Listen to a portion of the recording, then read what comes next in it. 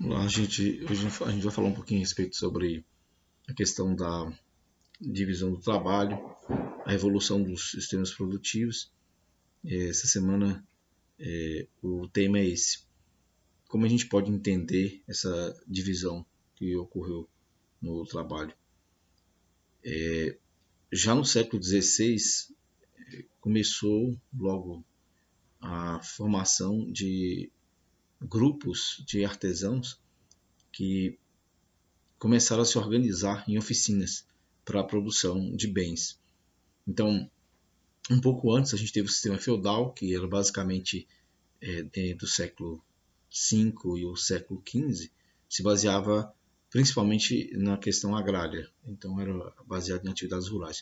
E logo após o século XV, especialmente ali já também no século XVI, as cidades elas foram ganhando maior importância e a gente passa a ter os sistemas de oficinas, os artesãos, o que a gente conhece como manufatura, o sistema de manufaturado.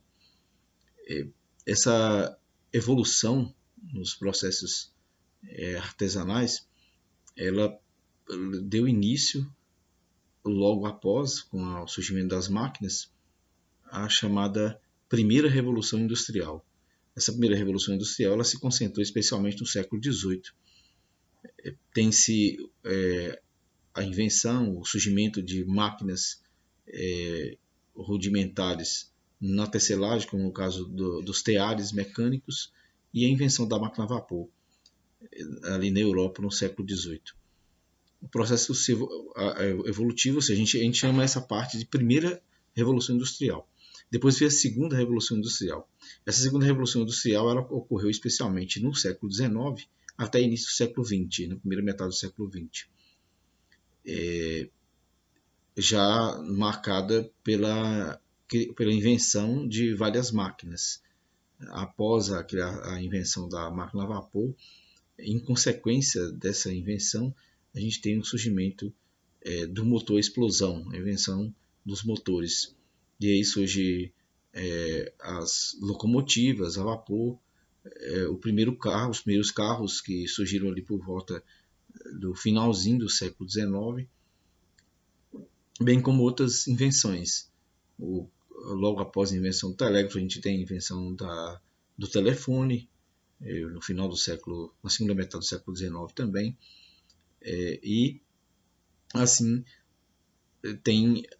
caracterizou a segunda revolução industrial. O uso amplo do petróleo e do carvão mineral foi uma marca, e principalmente na Inglaterra, a revolução industrial ela ficou muito bem evidente e se espalhou em outros locais também.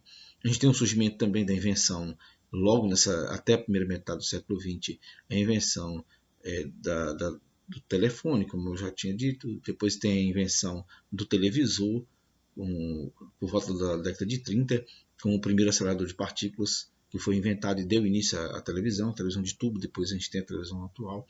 Então é um processo evolutivo essa segunda revolução industrial. E nos anos 70 do nosso século XX, no século anterior, século XX, tem a terceira revolução industrial. Aí, no caso, já vai incluir a parte da robótica, a invenção dos computadores pessoais. Então, a era da informática, que a gente chama. E, por fim, a gente tem a quarta revolução industrial, que é a que a gente vive hoje, que começou principalmente no século XXI. Com uma especialização cada vez maior do emprego, né, do trabalhador. Essa evolução da indústria a gente percebe também na questão do uso da energia. Na primeira revolução industrial era mais comum o uso do carvão mineral. Depois, na segunda revolução industrial, a gente teve mais o uso do petróleo como principal fonte, e até da eletricidade, né, das hidrelétricas, né, ou hidroeletricidade. E na terceira fase da Revolução Industrial e quarta fase, a gente tem o uso de outros tipos de energia, energia solar, energia eólica, outros tipos de energia. Então, o processo evolutivo da tecnologia de produção seguiu uma evolução. hoje, com a quarta revolução industrial, que se exige cada vez mais conhecimento específico do trabalhador, a gente tem um chamado desemprego estrutural.